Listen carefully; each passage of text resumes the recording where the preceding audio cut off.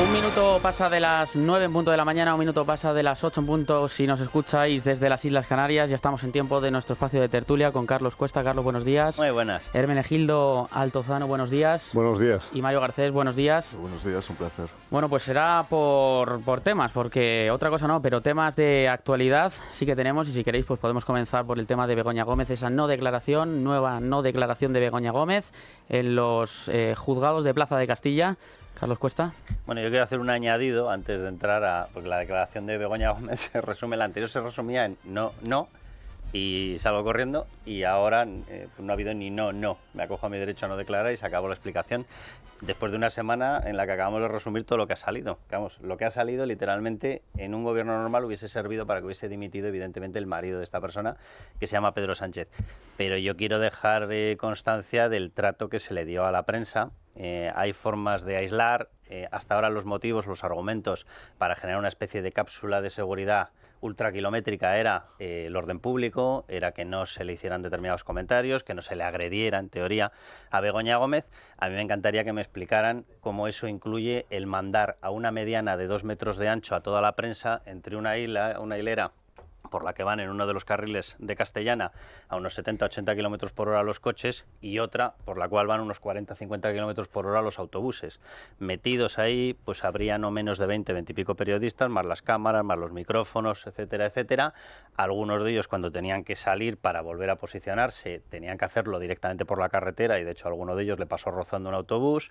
Delante tenían un seto, no va a ser que viesen algo, una zapatilla de Begoña Gómez, y como les pareció poco el seto, les pusieron una valla delante del seto, todo esto metido en los 2 metros. Entonces me encantaría que hubiera algún tipo de explicación jurídica a por qué el supuesto derecho que tiene Begoña Gómez a que no se le respire en un radio de unos 35 kilómetros incluye el que no pueda haber un periodista en un radio de unos 300 kilómetros. No va a ser que alguien sacara un plano. A mí me parece que esto se ha ido de madre, pero por todas partes. Yo no sé muy bien qué es lo que persigue Pedro Sánchez, posiblemente generar la sensación de hago lo que quiero y, como diría Óscar Puente, soy el puto amo, pero desde luego debe ser lo único que está consiguiendo, porque yo tengo la sensación de que entre eso, el trato que se le da a Begoña, el trato a los periodistas y sus silencios clamorosos, no sé si debe haber en España alguna persona que no piense en estos momentos que es culpable.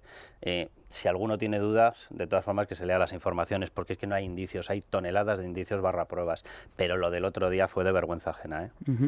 Mario. Bueno, yo creo que hay algo milagroso en el mes de julio del año 2024, y es la conversión de Begoña Gómez de la imprudencia a la prudencia, ¿no? La mujer más imprudente de los últimos años, como lo ha demostrado durante el último año, una mujer que es realmente una mujer desahogada, que ha considerado que por razón de su prurito de mujer del presidente del gobierno podía acceder a cualquier tipo de beneficio, con la connivencia, lógicamente, de algunas empresas y de algunos medios.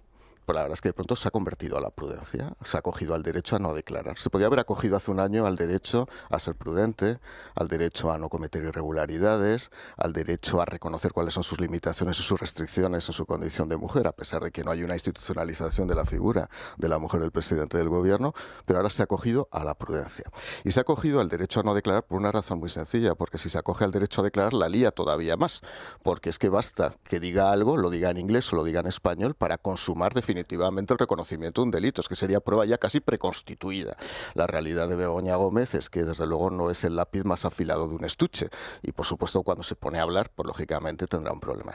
Y respecto a lo que decía Carlos, el otro día la portavoz del Partido Socialista dijo aquella famosa frase de paren rotativas. No, lo que hay que hacer es paren prerrogativas.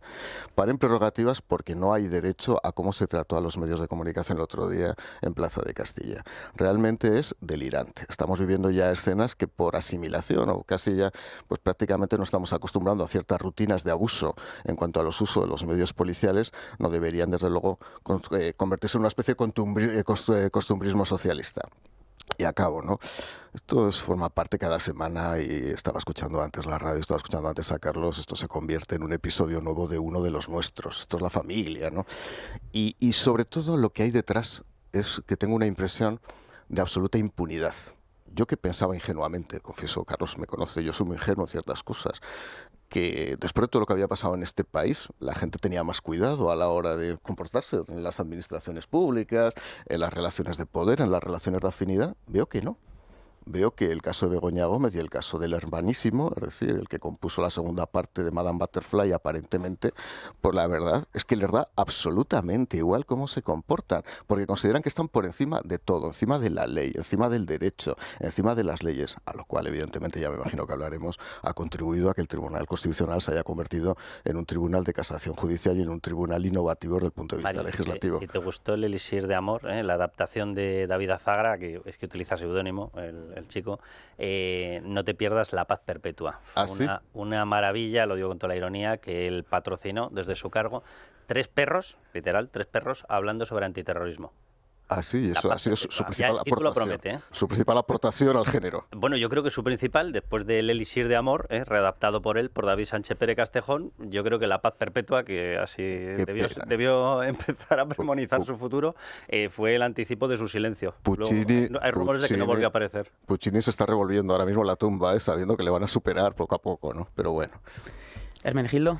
Pues mira, yo aquí tengo sentimientos encontrados por lo siguiente, porque por una parte hay un adagio latino que dice neminem ledere qui suo iuri utitur, que traducido al castellano significa que a nadie daña a quien usa su derecho, ejercita su derecho, y en este caso pues forma parte del contenido de los derechos de defensa, el derecho a no declarar y a no confesarse culpable. De hecho, la condición procesal de imputado significa que tienes el derecho a no declarar contra ti mismo, y ese derecho es un derecho universal y es un derecho absoluto. Lo que no tiene mérito es defenderlo cuando la persona te cae bien y atacarlo cuando la persona te cae mal. Yo no soy en absoluto sospechoso de que me caiga bien Begoña Gómez ni su marido. A ella no la conozco, pero y al marido lo conozco por su proyección pública y por lo que nos hace, no por lo que nos dice. En este caso, a mí me hubiera gustado que la reacción unánime del Partido Socialista en defensa de la presunción de inocencia y de los derechos de garantía procesal hubiera sido la misma que hubieran exhibido, o esta misma que la hubieran exhibido en el caso de Francisco Camps, en el caso de Rita Barberá o en el caso de muchísimas personas que han sufrido las penas de telediario, que yo creo que es uno de los cánceres y una de las peores lacras que han ocurrido en España, que es anticipar el resultado de un proceso judicial, crear ruido mediático para condicionar el resultado de ese proceso judicial. Entonces, desde el punto de vista puramente técnico, jurídico y de lo que es derechos fundamentales que están consagrados en la Constitución, pues yo soy partidario de respetar la presunción de inocencia hasta el final, y sobre todo cuando la persona me cae mal, es decir, porque lo que no tiene mérito es hablar de la presunción de inocencia cuando la gente nos cae bien. ¿Qué ocurre en este caso? Pues que en este caso va acompañada esa defensa de la presunción de inocencia, que ya digo, me parece encomiable, con una serie de privilegios y una serie de circunstancias que lo apartan del trato que tendría cualquier otro justiciable. Si hay un principio que debe prevalecer es el principio de igualdad ante la ley, y en este caso parece que ese principio se desequilibra cuando tenemos privilegios de orden de protección, cuando hay esa restricción a la libertad de información y cuando tenemos esa situación clara. Pero ya digo, en este caso reafirmo la vigencia y sobre todo la defensa del principio de presunción o del derecho a la presunción de inocencia. Lo que pasa es que, Hermenegildo, que yo estoy de acuerdo en lo que estás diciendo, pero claro, es que este no es un caso neto de una defensa de una persona particular sobre un asunto particular. O sea, que hay una órbita en la que claramente se mezcla en la órbita de transparencia exigida sobre la gestión pública. Sí, pero Carlos, también la presunción de inocencia abarca al que ejercita cargos públicos. Yo creo que Mario lo ha sufrido en compañeros de su partido. Pues eso está claro, pero que es que aquí, vamos a ver, de lo que estamos hablando es de una gestión de poder público. Es decir, ¿Begoña Gómez hubiese conocido al secretario general de la Organización Mundial de Turismo no. en Task Force? No. Y si mi mujer hubiera mandado una carta al presidente de la COE, la carta hubiera ido directamente al cesto de los papeles. Eso está claro. A lo que voy es a que ella nunca jamás hubiese entrado en esta órbita pública de no ser porque era la mujer del presidente. ¿Hubiese ido en un viaje oficial a Kenia? No. ¿Hubiese ido a pedir la colaboración, como aparece en un documento, la colaboración, entre comillas, en los proyectos, entre comillas, porque soy la representante de la oficina de la mujer del presidente? Claro, era la mujer del presidente, y lo hizo en Ghana, no. Es decir, todos sus negocios entran en la obligación de transparencia de la órbita pública. Ni ha dado explicaciones ella, ni ha dado explicaciones él, que yo es de quien estoy esperando explicaciones. En eso te doy toda la razón. A mí las explicaciones que pueda dar Begoña Gómez, y más después de haber visto los vídeos de cómo vendía su servicio, por cierto, de asesoría a empresas desde una oficina pública, la cátedra de la Universidad Complutense, para conseguir fondos públicos de los que repartía su marido. El que no ha dado ni una sola explicación es su marido. Yo de quien quiero las explicaciones de su marido. Es decir, a mí su derecho a permanecer en silencio, efectivamente, a no declarar, se lo respeto absolutamente, pero evidentemente tengo derecho a sacar las conclusiones, y las conclusiones son que no tiene ni una sola defensa, porque el primero que tendría que haber dado explicaciones debería haber sido Pedro Sánchez. Pedro Sánchez, el número de explicaciones que ha dado ha sido insultarnos a la prensa.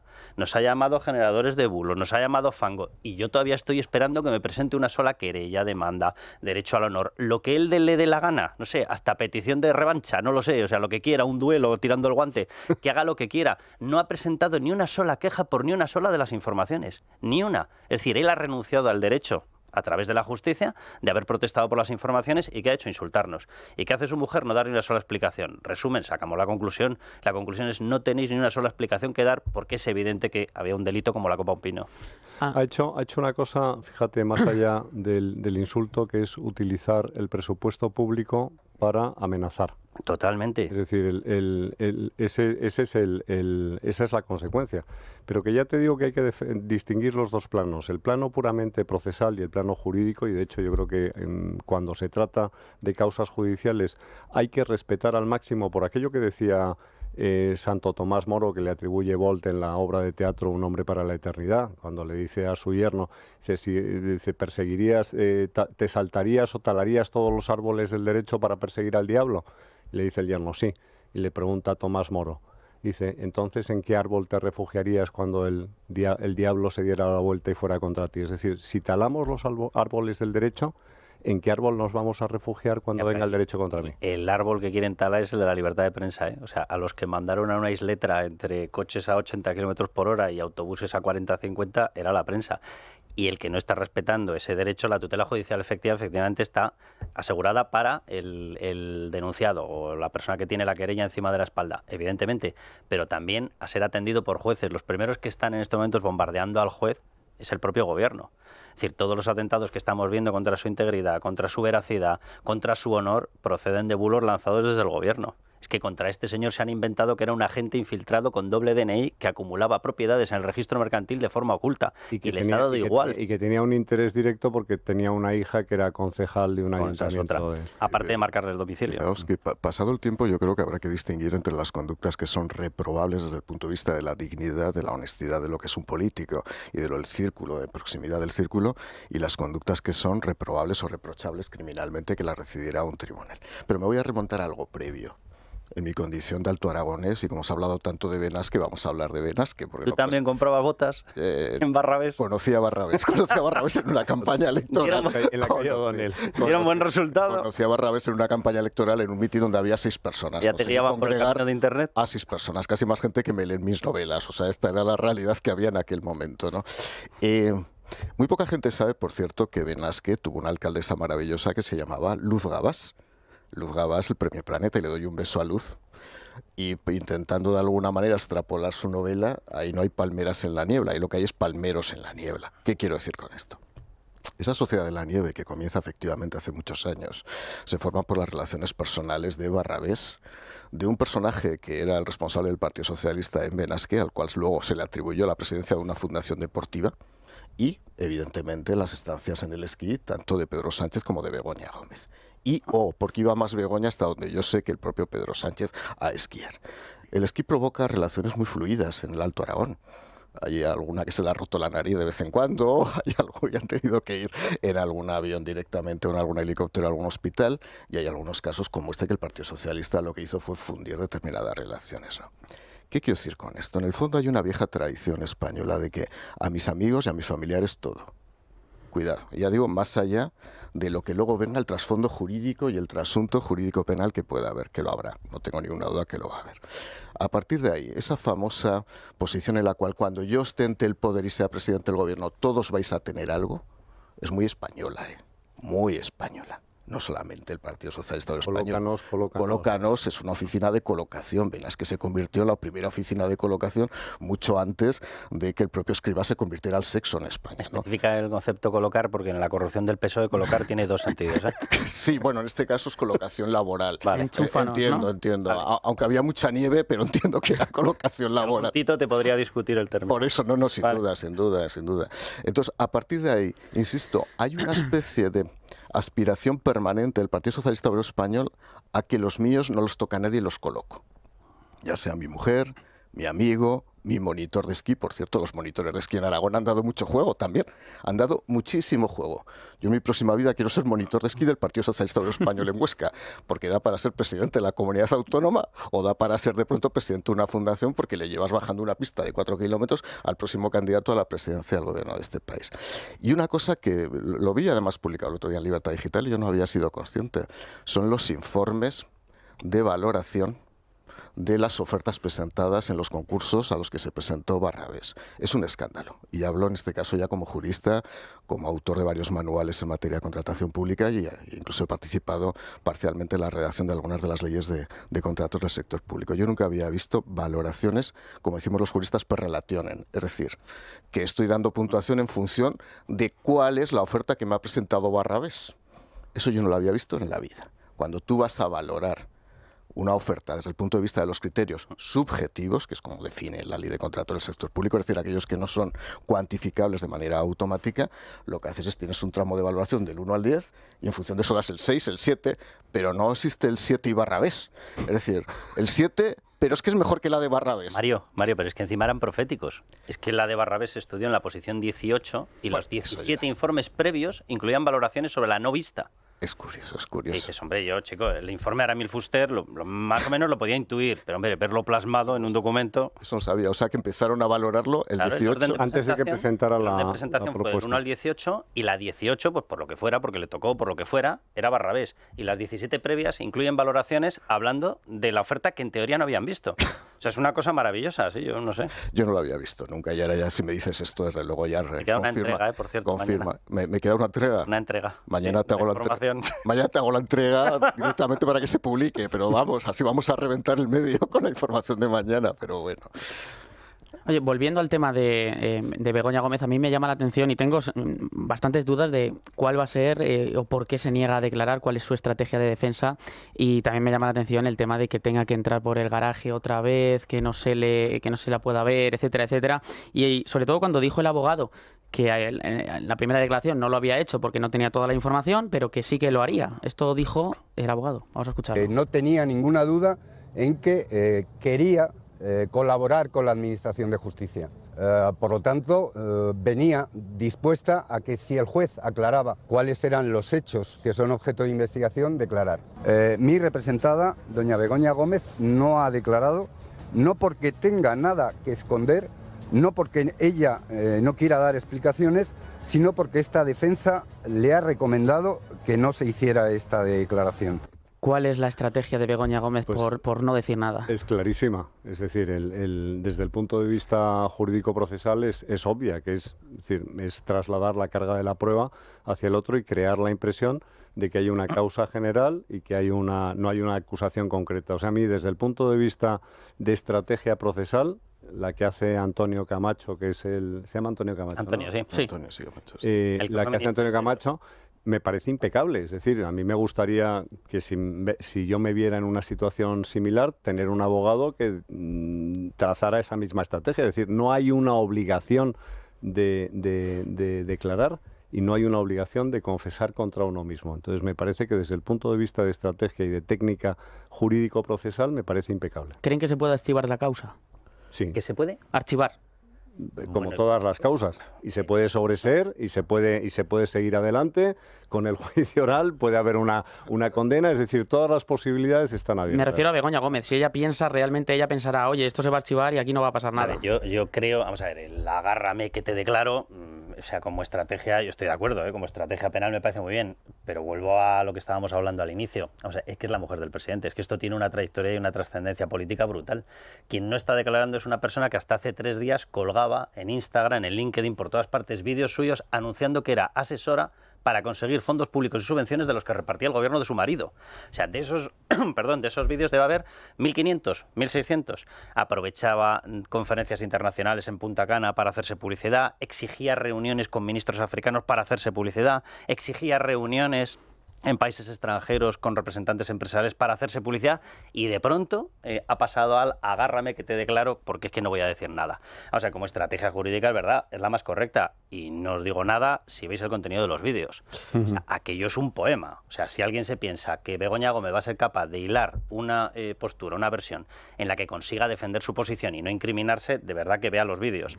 Ahora, a partir de ahí, ¿qué es lo que pasa? Que esto, evidentemente, quien tendría que estar ya dando explicaciones debería ser, repito, el presidente del gobierno. Es que aquí estamos hablando de que no has conseguido dar una sola explicación sobre que tu marido y presidente del gobierno regalaron una sede de la Organización Mundial de Turismo enero del 19 por 75 años en la mejor zona de Madrid con un regalo añadido de 24,4 millones de euros. Y esa misma noche se registra Guacalúa, la sociedad que patrocina el Africa Center de Begoña Gómez. Y a partir de ahí, esta persona, el secretario general de la Organización Mundial del Turismo, Zurab Pololikashvili, se dedica a acompañar en viajes, a visitar ministros, a prepararle lanzaderas de empresas, a acompañarla en el Africa Center. No has dado ni una sola explicación.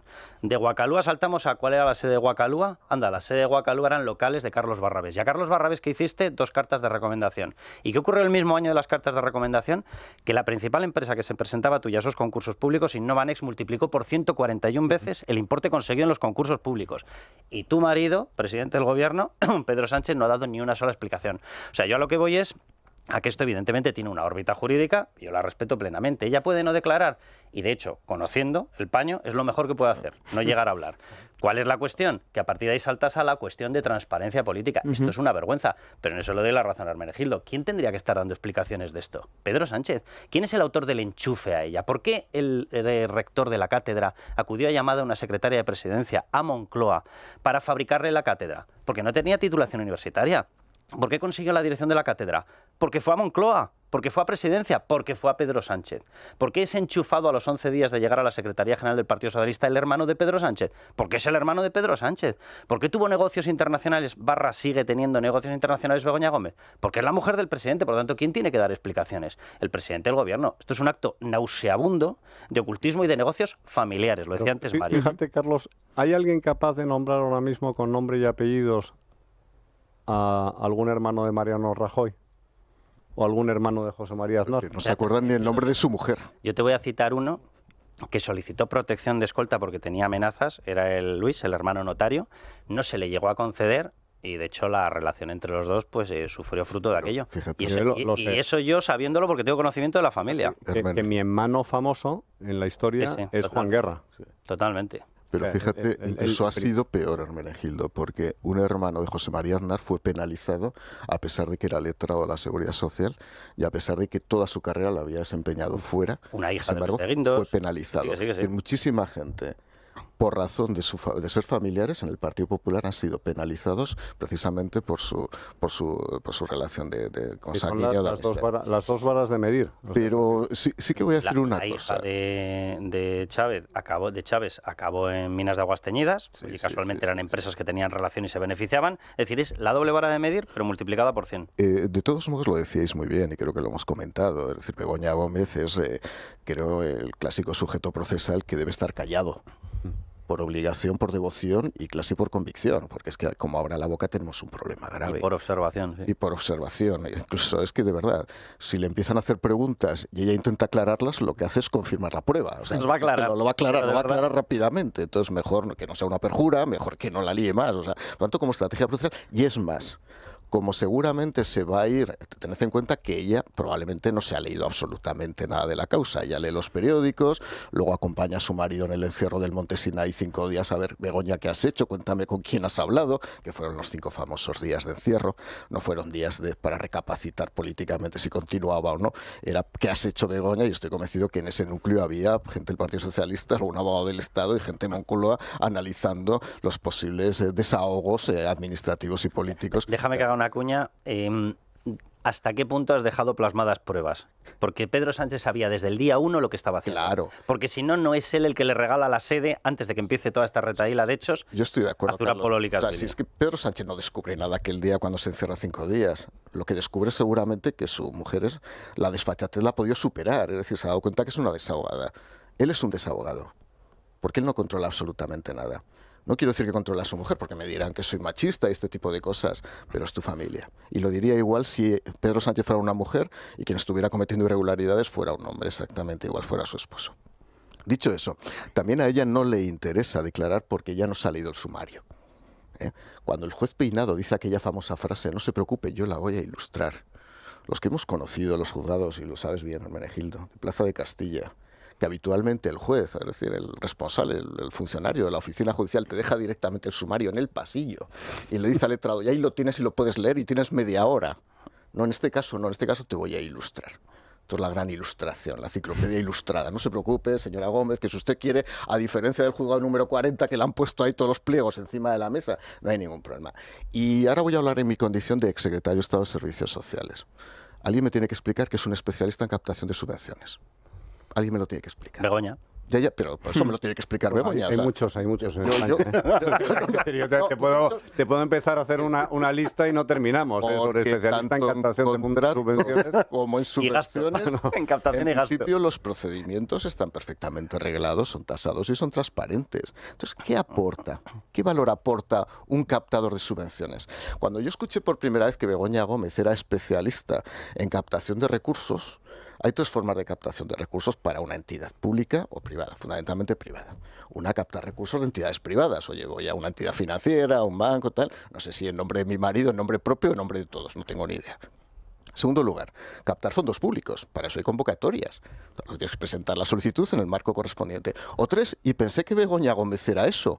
Son de esas personas que te encuentras con la carpeta en la calle Preciados ofreciendo, ¿quiere usted asociarse a mi entidad por 100 euros al año? Digo, a lo mejor Begoña Gómez había dedicado a hacer la calle captando fondos, en el buen sentido, por favor, que nadie me malinterprete. Pero Mario, hay una dentro de la descripción general que has hecho, yo creo que hay que introducir un matiz.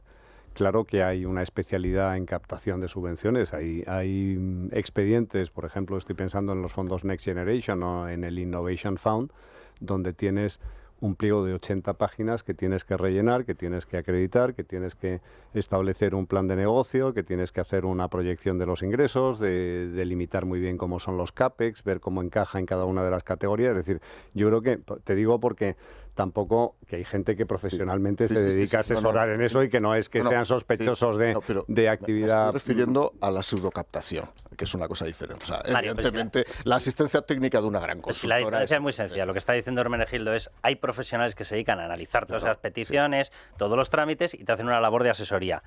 Y estamos hablando de una persona a la que se ha optado porque no haga ni media declaración, no vaya a ser que la fastidie. Evidentemente esa persona no te va a asesorar en eso. O sea, cuando ella pone bego.fundraiser, es decir, bego.conseguidora de fondos, ¿qué es lo que te está diciendo? Pues si lo sabemos todos. Pero pasa por mi oficina, que no te preocupes que la subvención te cae a ti. Que el concurso público te cae a ti. Aquí hay una prueba diabólica que sería, es decir, ¿qué ocurriría si Begoña Sánchez no fuera la mujer de Pedro Sánchez? Has hecho bien en llamarla Begoña Sánchez. Perdón, Begoña Gómez. Bueno, ya sabes que en la tradición anglosajona se toma la cuñada de Azagra, Hermenegildo, la cuñada de Azagra. Ya se presentaba como quiero mi colaboración por ser la mujer del presidente. O sea que tienes todo el permiso de llamarle Begoña Sánchez. Sí, entonces, claro, si tú dices quiero si el argumento fundamental soy hijo de, soy padre de, soy hermano de, soy el cónyuge de, pues yo creo que ahí estamos en un torcimiento del camino recto del derecho. Yo simplemente quiero recordar lo que decía en su momento el Partido Socialista cuando se estaba tramitando el caso Nos y lo que dice la sentencia del caso Nos. O sea, el caso Nos se basa en a esta persona no la habrían recibido a Urdangarín de no haber sido el yerno del rey. Es exactamente el mismo argumento. Claro, ya está, o sea, se acabó. Y en aquel momento, oye, aplaudían como locos, salían las fanfarrias y ahora que es la mujer de, perdón por la expresión, pero es que es de Óscar Puente, del puto amo, ahora todos diciendo que nos lo estamos inventando. Hijos míos, ¿por qué le recibían en la OMT? ¿Por qué le recibían países en la órbita internacional de relaciones, Ghana, Kenia, Marruecos? ¿Por qué le recibían? Hagamos la prueba para ver la diferencia con la cuñada de Azagra. Vamos a hacer la diferencia. Todas las personas que nos están escuchando hoy, por favor, que sus hijos, que acaban de acabar la carrera, sus mujeres o sus maridos, que envíen una petición de creación de una cátedra a la Complutense. A ver qué pasa. O la creación de un software gratis a Google, Telefónica e Indra. Y si ven que les falta dinero porque les faltó, que digan, no te preocupes que ya firmo yo las bases de un concurso público. Que lo hagan. Todas las personas que están terminando ahora una carrera, que escriban una carta y digan, quiero un concurso público. Y quiero que me regale Google, Indra y Telefónica un software, que me lo voy a llevar a casa. Que lo pongan. Bueno, pues son las 9:30, continuamos en unos minutos, unos consejos y volvemos, porque tenemos que hablar ahora de ese plan Begoña, de la comparecencia de Pedro Sánchez, y quiero saber vuestra opinión del otro día, del miércoles, en el Congreso de los Diputados, atacando Pedro Sánchez a la prensa y ese reparto de los 100 millones de euros a los medios de comunicación para digitalizarlos. Ahora volvemos. La trinchera de llamas. Es radio. Es un problema de cuando... Bueno, pues continuamos aquí en la tertulia, la trinchera de llamas. Decíamos que íbamos a hablar precisamente de esa comparecencia de Pedro Sánchez, de esa magnífica comparecencia de Pedro Sánchez del miércoles. Todas son magníficas, ¿no? Yo creo, porque en cada una pues aporta sus pullitas y sus cosas interesantes para luego comentar nosotros, por ejemplo, en las tertulias, como ese paquete de 100 millones de euros para la digitalización de los medios, y sin concretar medidas que hace el presidente desde la tribuna del Congreso, pero yo no vi que concretase nada sobre la mesa, cómo se va a repartir, bueno, en fin. A ver, no puede concretarlo, disparemos. porque lo que hizo fue lanzar un plan palo y zanahoria. El palo es para la prensa. A mí esta historia de diferenciar, dice la prensa crítica. Que la no crítica es prensa. En mi pueblo le llamamos propaganda. Y él planteó el palo y zanahoria. El palo es para la prensa. ¿Por qué no podía concretarlo? Vamos a ver, él dijo o lanzó una serie de medidas, que algunas ya existen. Dice, queremos conocer los accionistas de las empresas de información. ¿En serio? ¿Ha oído hablar del registro mercantil?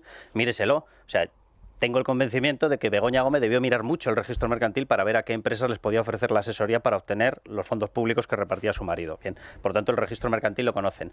Pero luego añadió, ¿y quiénes financian los medios de comunicación? ¿A qué se está refiriendo? ¿A una operación Peinado? ¿A una operación Juez Aguirre? ¿A una operación García Castellón? ¿A una operación todos los jueces o prensa que estamos haciendo lo que tenemos que hacer basados en nuestros deberes constitucionales? ¿Qué es lo que está él queriendo decir? Él quiere saber quiénes son los anunciantes.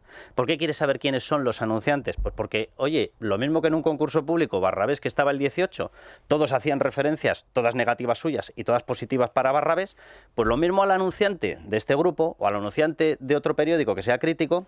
Lo mismo va y resulta que los concursos públicos, en vez de multiplicársele por 141, como a Innovanex, se le multiplican por 0. Y a lo mejor va y resulta que empieza a tener inspecciones fiscales. Y a lo mejor va y resulta que empieza a tener problemas burocráticos añadidos porque no has presentado la hoja 36 a doble espacio del informe de género. A lo mejor. Es decir, ¿de qué está hablando? De algo que no puede presentar lícitamente y que es algo que es ilegal, que es un plan de coacciones. Él quiere coaccionar a los anunciantes que están invirtiendo porque les da la maldita gana en medios de comunicación porque coinciden con ellos o porque tenemos muchísima audiencia. Es que nosotros en estos momentos estamos en la posición tercera o cuarta como medio más visto en YouTube. Bueno, este señor asegura que no somos vistos, este señor asegura que no tenemos que existir y este señor insinúa que a los que están financiando nuestra información a lo mejor va y resulta que los persigue. Y a partir de ahí pasó a la zanahoria. ¿Cuál es la zanahoria? Efectivamente, después de decir, no puede ser que haya una dependencia de los inversores, no puede ser que haya una dependencia, por cierto, aquí tengo 100 millones, pitas, el que quiera que empiece a pillar que se los doy. Dice, para la digitalización.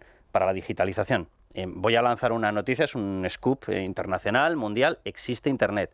O sea, creo que la prensa hace ya unas cuantas décadas que está en Internet y dice para la digitalización. ¿Pero de qué me está usted hablando? O sea, para la sanchezización. Vale, perfecto, pues dígalo así. Es decir, su Sanchidad ha ofrecido 100 millones a los que se conviertan en cortesanos suyos o a los que ya están convertidos en cortesanos, premiarles por ellos. El palo para la prensa y para la propaganda de izquierdas, para la propaganda de Sánchez, la zanahoria. Eso es lo que exhibió. Plan Begoña, ¿no? Plan Begoña. Bueno, que un propagandista como Sánchez hable de una ley de regeneración cuando es una ley de degeneración democrática, la verdad es que no deja de sorprender, ¿no? Yo creo que hay dos temas radicalmente diferentes. Por una parte está el tema de la financiación de los medios de comunicación y por otra parte está el tema de lo que él llama la desinformación, los bulos, etcétera. Empezaré por lo segundo.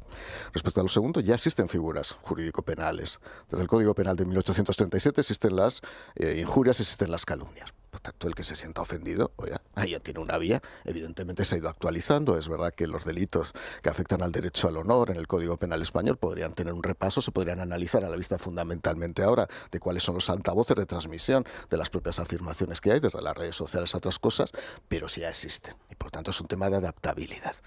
Y respecto a la financiación, estoy de acuerdo con Carlos. También digo que hay que hacer una reflexión muy profunda. Primero, se ha aprobado un reglamento comunitario. Los reglamentos no se transponen, los reglamentos se aplican inmediatamente. Cuando Pedro Sánchez dice que va a transponer un reglamento es preocupante, porque eso significa que además de copiar el reglamento va a añadir algo más, se va a extralimitar lógicamente de lo que es el propio texto literal del reglamento, que tiene efectos jurídicos inmediatos. Y luego lo decía muy bien Carlos, esto es el palo y la zanahoria. Es decir, aquí lo que se trata es de tener un conocimiento que, por cierto, solamente el anuncio ya tiene efectos disuasorios. Solamente el anuncio que ha hecho ya tiene efectos en el mercado de los propios medios de comunicación, porque Es Radio es un medio muy potente. Pero hay medios más pequeños, de esos que están señalados en la diana, que por el mero hecho de haberlos puestos ya en la diana, y hay listas ya, ojo con las listas de estas de McCarthy ya diciendo tú estás señalado, ten cuidado que te vamos a cerrar, muchos medios, o mejor dicho, los pocos recursos que tenían externos que les podían financiar ya se están pensando, se están poniendo las manos en los bolsillos porque cuidado que viene una ley que me puede afectar. La autocensura no solamente afecta a periodistas. Totalmente, pero la autocensura funciona mucho en el mundo del periodismo. Yo siempre he dicho que un partido político y una redacción de un periódico son lo más parecido que hay. En autocensura, en autolimitación y en autoexigencia para sobrevivir. Es la realidad. O sea, y es verdad que todos tenemos que hacer un ejercicio desde la política y desde el periodismo. Pero ese ejercicio hay que hacerlo de una manera limpia y esta vez no está hecho de manera limpia. Yo cualquier ejercicio que se haga para reaccionar ante ciertas conductas que se han podido producir en los últimos años en el mundo de la política y el periodismo, perfecto. Pero cualquier conducta o cualquier reacción que venga de Pedro Sánchez evidentemente tiene un comportamiento que es absolutamente pecaminoso, ¿no? Y no te preocupes que está claro cómo se va a repartir el dinero. Ten en cuenta que es para digitalizar, es decir, se va a repartir digitalmente. Él va a decir directamente a quién se le va a dar. No te preocupes, como si fueran subvenciones nominativas, no va a haber ningún problema. Y tal.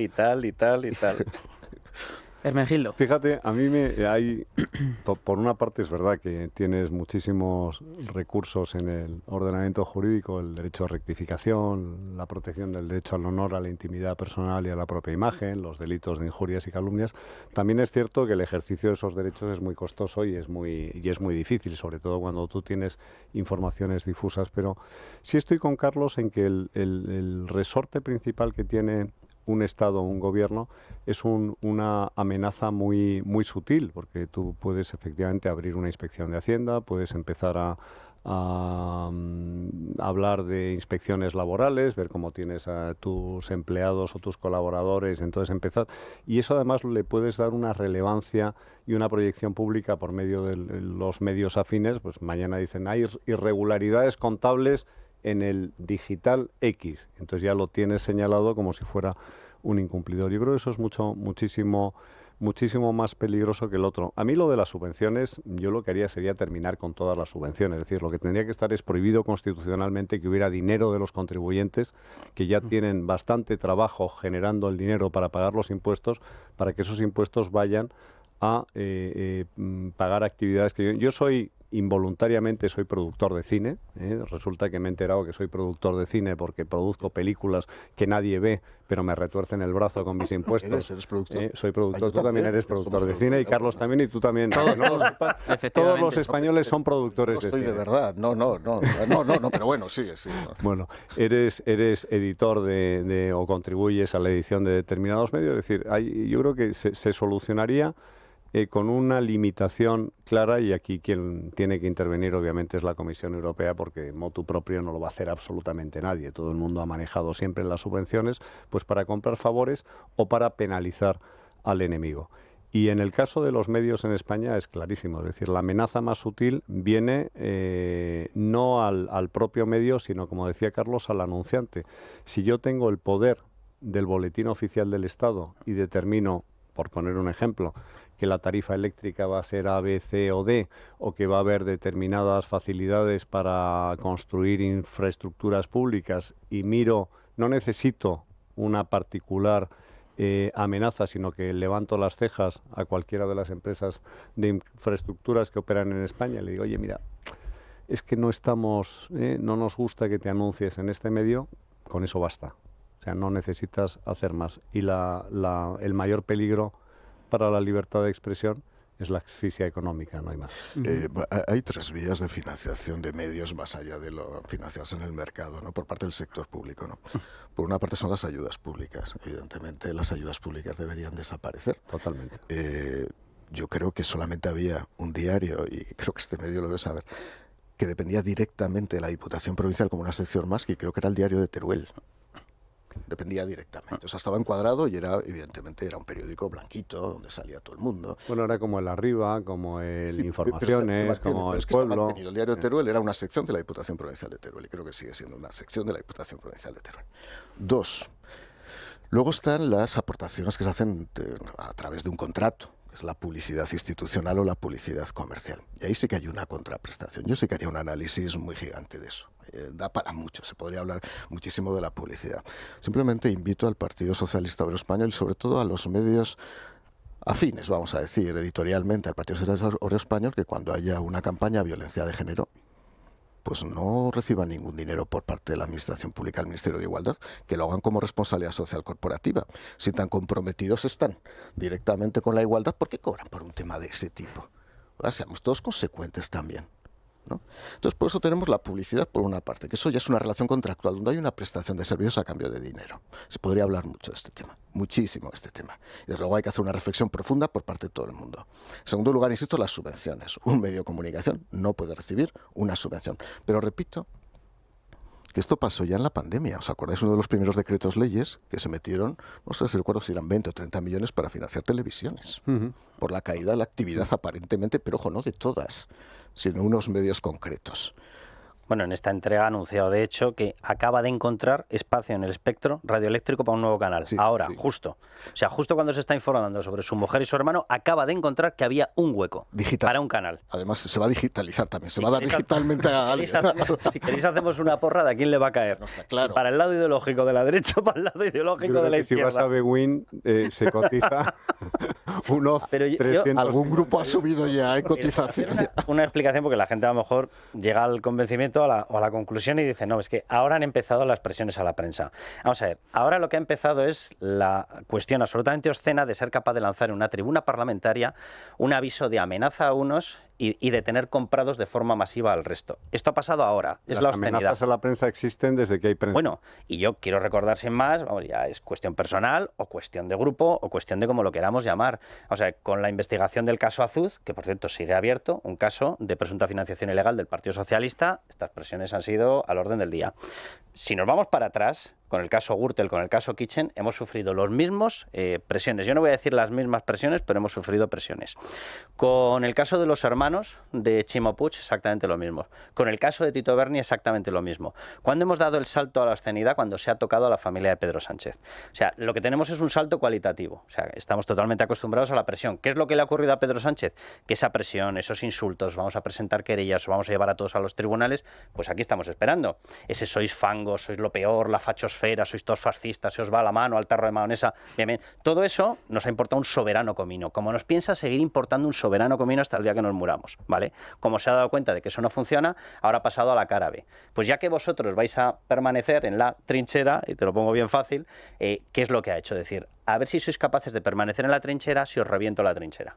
Esta es la historia de lo que ocurrió el otro día. El otro día no es un ataque a periodistas, cosa a la que estamos totalmente acostumbrados. El otro día fue un ataque a nuestro mecanismo con el que conseguimos fraguar la libertad de prensa y la publicación de las noticias. Es decir, él ha dado por hecho que nosotros no nos vamos a bajar del machito, ha dado por hecho que vamos a seguir haciendo justo lo contrario de lo que él hace. Nosotros defendemos la Constitución, derechos y libertades, y él los violenta. Bien, ¿ahora qué es lo que ha pasado? Ha pasado a decir, ahora voy a ir a reventaros los mecanismos con los que de forma sana y totalmente normal y el libre mercado obtenéis vuestros recursos. Eso es lo que ha hecho. Y ha saltado a la obscenidad en el momento en el que se ha tocado a su mujer y a su hermano. Y esto de reforzar, a mí me llama la atención esta palabra, reforzar el derecho al honor y la rectificación, pero si ya está... Está perfectamente reforzado. Que hay que, hay que reforzarlo ahora, justo ahora, ¿no? Pero es que no hay ninguna necesidad. Lo que pasa es que es una interpretación torticera y parcial, porque dice que reforzar el derecho significa que no puede haber libertad de expresión ni libertad de información. Ya es otro tipo de amenaza para los medios. El mecanismo de rectificación funciona de la forma más sencilla que nadie se puede imaginar. Además, cuando mandas una carta. Es que, exacto, o sea, es tan sencillo como mandar un burofax y decir la información que usted ha publicado es inexacta o es falsa, le exijo que publique la siguiente y pones la argumentación y tiene la obligación de hacerlo. Y si no lo hace, el juez condena a que publique con la misma relevancia la nota de rectificación. Y lo habéis visto un montón de veces en emisoras de radio, en cadenas de televisión, en periódicos que dicen por incumplimiento de lo que dice la sentencia número tal, procedemos a la siguiente rectificación. Bueno, pero es que en el caso del derecho a rectificación, normalmente, que además, oye, tú das tu versión, se incluye tu versión, se acabó la historia, es que ni siquiera vas a juicio, o sea, no, es envío el burofax. Bueno, si hay un cumplimiento voluntario no vas a juicio, si no quieren rectificar, a eso me refiero. Ir, claro. O sea, se te envía la carta, el burofax, que tiene que tener constancia efectivamente que te ha llegado, por eso se opta por esa versión de burofax, y a partir de ese momento tú dispones, me parece que son de 3 días hábiles para publicarlo. Si te avienes, como dice Hermenegildo, se publica y punto, no hay ni juicio. Eso ocurre todos los días. Oye, tú das tu versión. Oye, ningún problema, la publicas. Entonces, ¿qué es lo que va a reforzar? ¿Qué lo va a poner? ¿Que en vez de 3 días sean 3 segundos? O sea, vamos a ver, no tiene ni pies ni cabeza lo que está diciendo. O sea, España es un país absolutamente garantista, pero no solamente desde el punto de vista de la persona que tiene que dar explicaciones en una corte penal, también es garantista del derecho al honor. Y los periódicos eso lo tenemos totalmente asumido y no pasa absolutamente nada. Tú me envías tu versión, pues yo te publico tu versión, fenómeno, ya está. ¿Cuál es el problema? Pero que él no está hablando de esto. ¿Dónde ha enviado él una sola versión de respuesta a un medio de comunicación que ha sacado información sobre Begoña Gómez o sobre David Sánchez? ¿Dónde Eso va está? en contra, Ni una. Carlos, eso va en contra de su estrategia, es decir, porque si tú entras en el detalle específico, necesitas argumentar punto por punto e ir desmontando, y eso te destroza también tu estrategia de silencio. Es decir, oiga, yo si empiezo a rectificar, ya estoy alterando o invirtiendo la carga de la prueba. Usted tiene que probar que yo soy culpable. Pero, Menegildo, si nosotros en esto hemos aportado pruebas. O sea, yo no recuerdo ni una sola información. O sea, los periodistas tontos no somos. Y cuando vas contra la órbita de un presidente del gobierno... No, vas pertrechado de todo sabes tipo. que es un asunto evidente. absolutamente delicado. Es decir, esto no son informaciones que hayan salido de un cualquiera. Yo, quitando una información en la que se confundió a 2 personas, rectificaron y punto. No tiene nada que ver, no fue de este medio de comunicación y es de un medio de comunicación que luego ha aportado, yo no sé el número de informaciones absolutamente correctas y muy importantes contra Begoña Gómez y contra David Sánchez.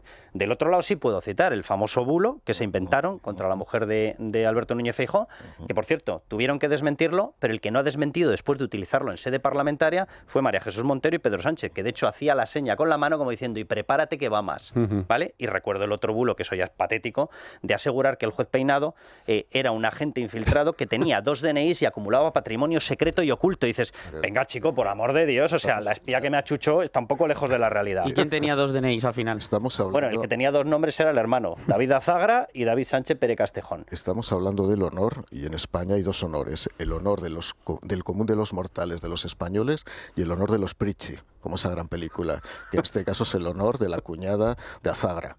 Esa es la realidad. Y hay que proteger, hay que sobreproteger jurídicamente el honor de los Pricci.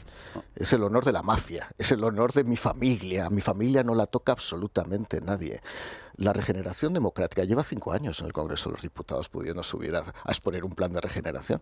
La regeneración democrática de pronto aparece como una especie de noche de sueño, de noche de verano, no sé si seco húmedo, de Pedro Sánchez, cuando dice, es que han tocado a mi familia, están tocando a mi hermano, están tocando a mi mujer. ¿Cómo es posible que mancillen el honor de mi mujer? Mario, yo vuelvo a elevar el balón hacia arriba. O sea, él está protegiendo su honor. O sea, aquí hay varias personas que han hecho negocios. Totalmente de acuerdo. El que les ha permitido tener esos negocios o directamente los ha enchufado se llama Pedro Sánchez Pere Castejón. Él está haciendo el show del hombre enamorado, yo protejo a mi mujer, no vais a tocar a mi hermano porque soy un hombre de familia, de los Pricci. Que no es verdad, que no es verdad. Vamos a ver, el 428 y 429 del Código Penal, uno va contra el funcionario que utiliza su influencia y el otro contra el particular que, pasando por un funcionario, hace uso de su influencia.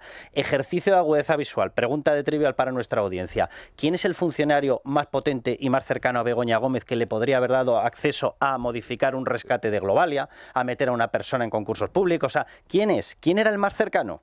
¿Quién era? Es que la influencia que tiene Begoña es una influencia vicaria. Es decir, totalmente. Tiene influencia porque es la mujer del presidente del gobierno. No hay más. Si se No hay presentaba más así. preguntas. No es que se presenta así. No, es que no hace falta que se presente así. Totalmente. Es que no hace falta ninguna falta que se presente así. Es la doctrina Urdangarín.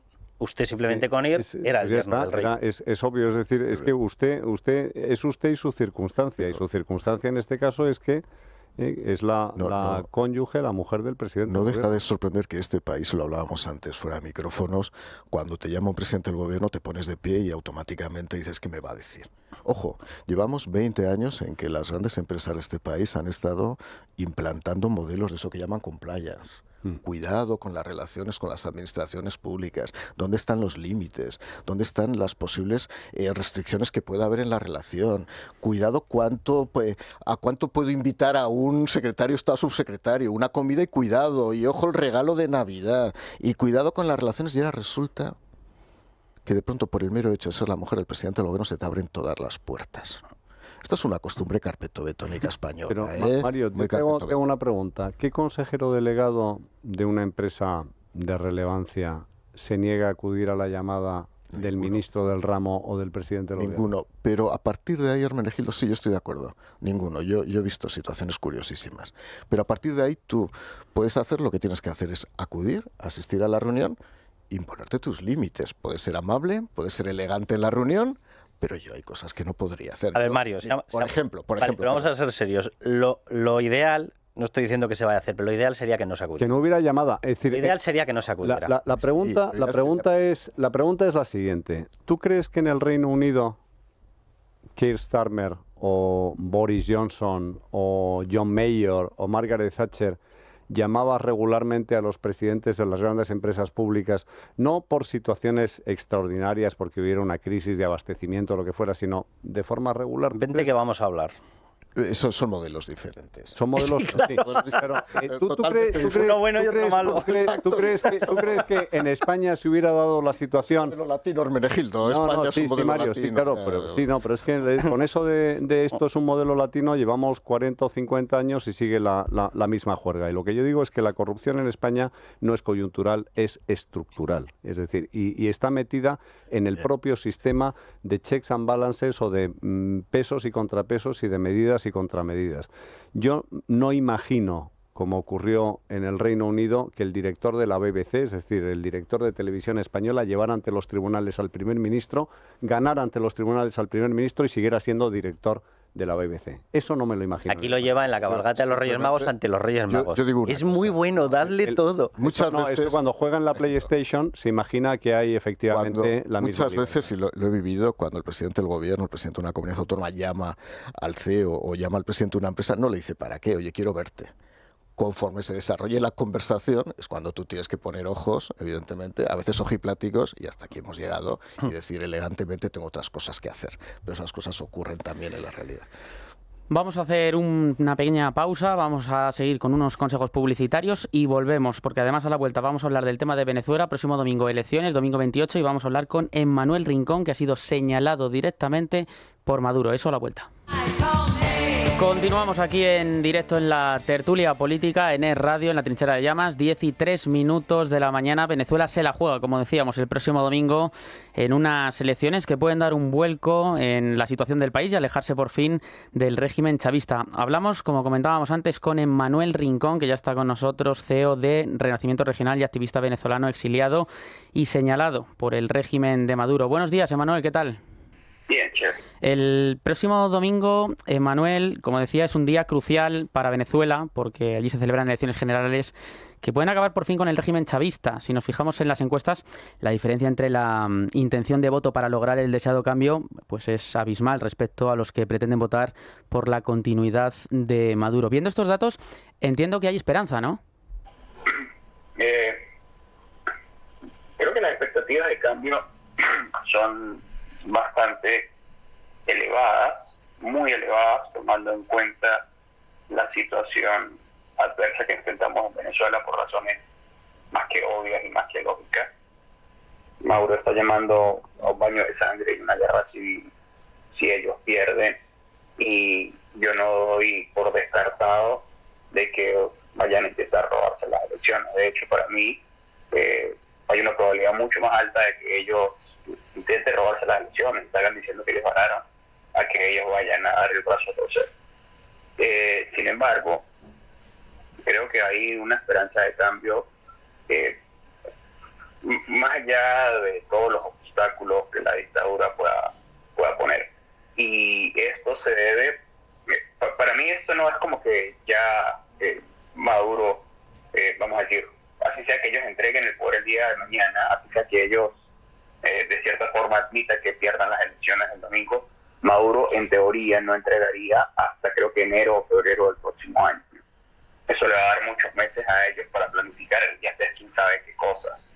Y además de ello, en caso de que llegasen a entregar incluso el poder ejecutivo, ellos tienen actualmente, porque la oposición no participó en las últimas elecciones, porque bueno, no habían condiciones, etcétera, ya lo que todos sabemos, ellos tienen en su poder actualmente absolutamente a todos los demás poderes, el poder judicial, el poder legislativo, tienen toda la Asamblea a su favor, toda la Asamblea Nacional, tienen todas las gobernaciones a su favor y tienen también todas las alcaldías a su favor. Entonces es una lucha de David contra Goliat, y esta será sencillamente, vamos a decir, la primera batalla que hay que dar. Uh-huh. Has hecho referencia a las declaraciones de Maduro haciendo un llamamiento al baño de sangre en caso de perder las elecciones. Quería preguntarte respecto a esto, ¿crees que el miedo a las posibles represalias de Maduro pueden hacer cambiar el resultado a última hora? No, o sea, la gente igual va a salir a votar. Mira, si te soy sincero, yo era súper escéptico hace un par de meses con el tema de ir a votar. Y la verdad, a mí me hizo cambiar de opinión los venezolanos, encabezados evidentemente por María Corina Machado. Al ver toda esta, vamos a decir, rebelión popular, millones de personas en las calles todos los días pidiendo un cambio en Venezuela, me sentí contagiado y decidí que sí era la mejor opción. Y creo que sé que evidentemente van a intentar hacer todos los fraudes posibles, pero creo que los venezolanos deben salir a votar y deben tratar de recolectar absolutamente todas las evidencias posibles en caso de que el chavismo decida nuevamente que se quieren robar las elecciones. A partir de entonces van a haber dos caminos. Si el chavismo decide finalmente robarse las elecciones, muy probablemente vayan a haber protestas masivas en Venezuela, y ya entonces quedará evidentemente de manos tanto de los militares a nivel interno como de la comunidad internacional lo que va a suceder, porque efectivamente se puede derramar un baño de sangre tal como advirtió Maduro. Y la otra opción, como te digo, es que bueno, finalmente sea demasiado obsceno, no haya ninguna forma posible de que ellos puedan tratar de maquillar los números y sencillamente decidan que bueno, van a entregar el poder ejecutivo. Pero insisto, es un camino largo, porque así acepten la derrota, Maduro todavía le quedarían como 6 meses más en el poder, y ellos tienen todavía todos los demás poderes en sus manos en Venezuela. Entonces, las expectativas son muy altas, pero la dictadura no se va a acabar mañana. Esto lo digo no por desalentar a la gente, sino todo lo contrario. Lo digo para que nos hagamos unas expectativas realistas de lo que puede suceder y entendamos que la lucha no se va a terminar mañana. Uh-huh. Quería incidir justamente en esto, en el caso de que todo siga su curso, que ocurra lo que parece más probable, esa victoria liderada por Edmundo González, comandada por María Corina Machado. Quería preguntarte qué supondría esta victoria para Venezuela.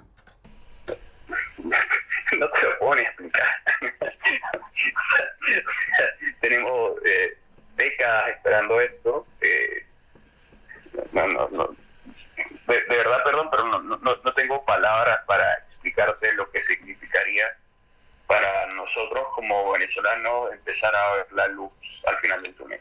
Porque se dice fácil o poco, pero te insisto, son 25 años. Yo pasé absolutamente toda mi vida bajo ese sistema de miseria hasta que decidí emigrar del país.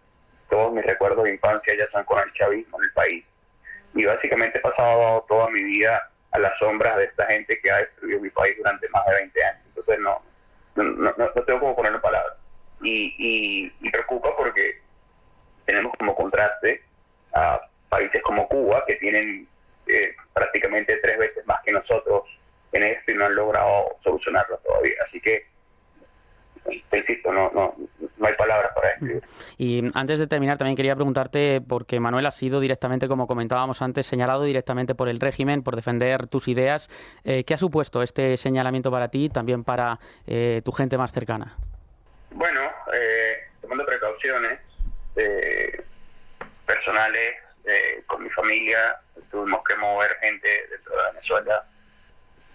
Sí, realmente muy complicado, pero siempre que me preguntan al respecto, insisto en que sí, entiendo que ahorita hay mucho spotlight porque Maduro y Diosdado y Jorge Rodríguez, que son las cabezas del régimen, están apuntando y hablando de mí diariamente, pero todos los días están amenazando, secuestrando venezolanos, y hay gente que quizás no tiene, vamos a decir, tanto renombre público, pero que igualmente la están persiguiendo dentro de Venezuela. Entonces, es una lucha de todos, y yo soy uno más de los millones de venezolanos que quieren un cambio. Evidentemente sí, he tenido que tomar precauciones, te insisto, lo peor de estos regímenes tiránicos es que, ponle que evidentemente ellos van a atentar contra mí y van a hacer lo que sea para tratar de callarme, pero esa gente también ha ido contra familiares de personas para tratar de intimidar y destrozar la vida de aquellos que se oponen a ella. Entonces hay gente realmente malvada, gente satánica, o sea, no hay forma de escribir. Pero te insisto, estoy contagiado, así como millones de venezolanos, con esperanza de que finalmente podamos conseguir un cambio, porque esto es algo mucho más grande que los sueños o deseos particulares o individuales de cada uno de nosotros. Pues Manuel Rincón, CEO de Renacimiento Regional y activista venezolano exiliado, muchas gracias por estar con nosotros aquí esta mañana de domingo. Vale, hasta luego. Hasta luego. Bueno, pues Mario. Bueno, en primer lugar, creo que es una oportunidad histórica. Yo hice un Carvajal a Maduro hace unos años en Quito, por cierto. Me vino, me dio la mano y lo único que pude es intentar girar la cabeza y darle la mano lo justo en unas jornadas que organizó Naciones Unidas, ¿no? Maduro ha sufrido un desgaste brutal. Lo que hay que garantizar es que el 28 de julio las elecciones se desempeñen de una manera absolutamente normal y transparente y que gane la cordura finalmente en Venezuela. Han sido años de terror, han sido años de dominio, han sido años de violaciones de derechos humanos, han sido años de exilios. En España hace 10 años vivían en torno a 60.000 venezolanos, hoy viven casi 450.000 venezolanos. Es la historia de una salida forzada, es la historia de mucha gente que dejó a su familia detrás, pero sobre todo dejó su país. Antes hablábamos fuera de micrófonos también de Cuba. ¿Cuántas rupturas, cuántos trances se han producido, cuántos traumas, precisamente porque ha habido tiranos y ha habido desde luego manifestaciones tiránicas y totalitarias del poder? El chavismo está presente con Maduro. Él, frente a la amenaza, frente a la extorsión, frente a la advertencia de que puede haber derramamiento de sangre, desde luego el clamor de las urnas es lo importante. Nosotros los españoles de bien, hemos apoyado siempre al pueblo de Venezuela y tenemos que seguir apoyándolo hasta el final. Por consiguiente, yo no me quiero anticipar a lo que ocurra el domingo, pero si el domingo en Venezuela se produce un cambio de régimen, desde luego será uno de los días más bonitos de este año, del año 2024. Va a ser muy complicado desmantelar, si hay una victoria de la oposición frente al chavismo, va a ser muy, muy complicado desmantelar el chavismo de la noche a la mañana porque está metido en todos los resortes. Aquí el papel que juegue Estados Unidos es clave. De hecho, gran parte del cambio, es decir, esto es parte del acuerdo con Estados Unidos para un levantamiento progresivo de sanciones. De hecho, hay ahora mismo más de 50 empresas que están solicitando licencias al Departamento del Tesoro para realizar actividades en Venezuela. Chevron tiene una actividad importante en Venezuela, Repsol tiene una actividad importante en Venezuela. No hay que olvidar que Venezuela tiene las reservas de petróleo más importantes del continente americano. La faja del Orinoco sigue siendo un lugar para la exploración y producción de petróleo. PDVSA, que era una de las empresas más destacadas de producción de petróleo, pues está en los mínimos de producción, y eso es una de las palancas, uno de los elementos más relevantes. Yo creo que desde el punto de vista geopolítico, Venezuela es mucho más importante para Estados Unidos que lo es para España, y ahí hay una relación y va a ser muy determinante, y sobre todo la clave va a estar no solo en las elecciones del próximo 28 de julio, sino sobre todo en las elecciones de noviembre en Estados Unidos. No, yo simplemente por aportar algún dato más, que hablaba Mario y decía el colectivo que está aquí, es un país de 28 millones de personas ahora, y 8 millones de personas se han tenido que escapar de allí, porque aquello se ha convertido en una prisión, en una violación sistemática de derechos y libertades. Hay certificados 11 casos de muertes en prisiones, es decir, sobre esos no hay ninguna duda. Evidentemente son muchísimas más las muertes por motivos políticos. 11 casos certificados ante Naciones Unidas. Y el colectivo en estos momentos de presos políticos supera las 300 personas. Ojalá efectivamente ocurra lo que muchos estamos esperando que ocurra. Ojalá. Yo no sé si va a pasar, no sé la capacidad de actuación que tiene. La división del propio gobierno y del ejército, que se llama el clan de los soles, es porque los soles es el signo distintivo que tienen los generales. el ejército allí, que se ha convertido en un narcoejército, se ha convertido en la división que custodia el principal negocio en estos momentos, aparte de otros, pero el principal negocio negro que tiene en estos momentos Venezuela, y el ejército, por lo menos sus generales, siempre han respaldado, lo respaldaban ya Hugo Chávez y han estado respaldando a Nicolás Maduro. No sé la capacidad real que tienen, desde luego la votación, si fuesen unas elecciones libres, yo creo que todos sabemos lo que ganaría, ¿no? Ahora, claro, cuando tienes 300 presos políticos, 11 asesinados por motivos políticos certificados, repito, no quiero rebajar la cifra, porque se iría muy, muy por encima. Solamente en las matanzas de estudiantes que hubo, yo no sé el número de gente que murió por motivos políticos. Es un auténtico régimen asesino. Veremos qué es lo que ocurre. Ojalá salga lo que tiene que salir. Ahora, yo hay una cosa que tengo el convencimiento, si no sale, es por lo que ya ha dicho Nicolás Maduro, porque les está amenazando directamente con una matanza generalizada. Baño de sangre, concretamente. Sí, un baño de sangre. Pero este es el nivel. Los regímenes totalitarios no tienen ningún tipo de pudor y lo que hacen efectivamente es asustar.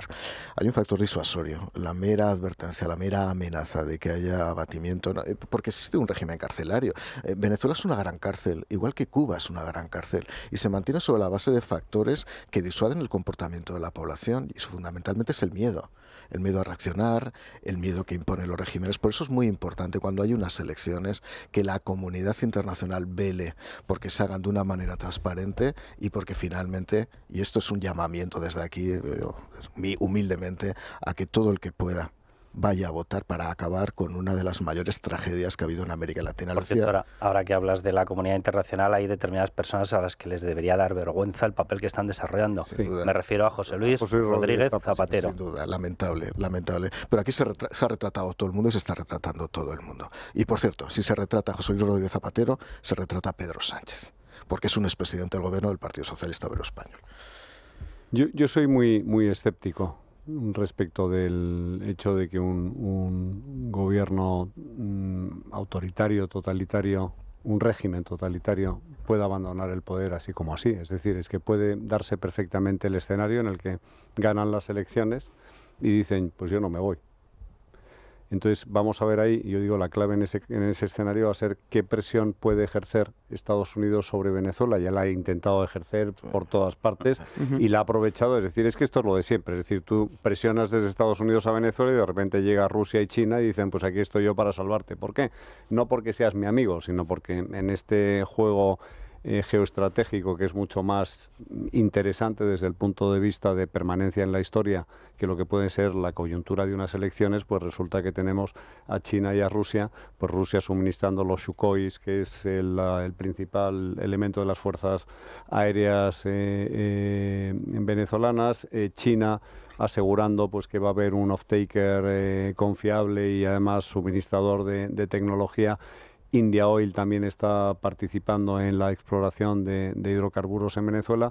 Eso es lo importante, es decir, al final la presión que pueda ejercer Estados Unidos que no descomponga el gran tablero mundial. Pero ya te digo, yo soy tremendamente escéptico con el resultado, no con el resultado, sino con las consecuencias derivadas del resultado del 28 de julio. Pase lo que pase, si me dejas un mensaje para el pueblo venezolano, porque pueden ganar, de hecho yo estoy convencido de que ganarán y recuperarán teóricamente su país, pero efectivamente se les puede negar.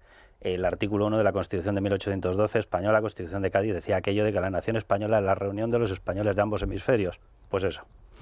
Pues estaremos muy pendientes y la semana que viene además trataremos en el programa especial del domingo las elecciones en Venezuela y nos vamos con lo más importante de este programa, que son los oyentes. Adrián, ¿qué tal? ¿Qué tal, Javier? Pues hoy preguntábamos en nuestra cuenta de Twitter, @trincherallamas, ¿qué pretende Pedro Sánchez con la regeneración democrática respecto a los medios de comunicación? Y dábamos 3 opciones, pues tapar todo el escándalo de Begoña Gómez, censurar a los medios o que verdaderamente busca la igualdad real de condiciones en los medios, y con el 61% de los votos pues gana que va a censurar a los medios, seguido del 38% de tapar el escándalo de Begoña Gómez. Y también nos dejan estos los oyentes que nos escriben desde Jaén, Córdoba, Almería, León o Alcalá de Henares. Hola, mi nombre es Rafael y os escucho desde Córdoba. ¿Qué pretende Pedro Sánchez? Pues lo que ha pretendido desde siempre: instaurar su propia dictadura personalista. Sus aspiraciones no se quedan en seguir siendo presidente del gobierno, sino en ser presidente de la República Federal Española. Buenos días, mi nombre es Maribel y llamo desde Alcalá de Henares. Y mi opinión al respecto de esta ley que se está sacando Sánchez el indecente del bolsillo no es más que para tapar, pues eso, todas las corruptelas que tiene, que son muchas, de su familia, de su partido, y amedrentar y asustar a los medios críticos, a los que pues hacen su trabajo, que es informar de todo lo nuevo que va saliendo y cargarse la libertad de prensa. O sea, Venezuela, hola, ¿qué tal? Buenos días, le llamo de Andújar, provincia de Jaén, y esta ley bolivariana propia de dictadura que pretende implantar Sánchez no es nada más que para que no se hable de la corrupción que le está acorralando, no solo a su mujer y a su hermano y a su partido y a la mitad de su gobierno, sino a él, porque él está al corriente de todo lo que está pasando. Así que el responsable de toda esta corrupción es Sánchez. Buenos días desde Gran Canaria, soy María del Pino. Escuchando a Maduro con palabras diferentes, pero se parece mucho a Sánchez y todo su gobierno, criticando a la derecha. Qué vergüenza. Esperemos que pierda Maduro, la verdad, y que ganen los venezolanos. Muy buenos días, amigos de la Trinchera de Llamas. Llamo desde el Campillo de Pulchena, Almería. Y mi respuesta es para despistar y controlar la corrupción que tiene en su casa, para evitar que se sepa lo que tiene en su casa. Gracias. Buenos días desde Benavides de Órbigo, provincia de León. Lo de Pedro Sánchez es pura dictadura moderna. Hola, muy buenos días. Pues claro que lo que quiere Pedro Sánchez es hacer callar a los medios de comunicación para que no hablen de su señora esposa y de él mismo, claro. Pues mire usted, si no quiere que hablen y que digan los medios de comunicación la verdad, no haber hecho lo que ha hecho. Porque entonces usted mismo es quien se descubre que son culpables.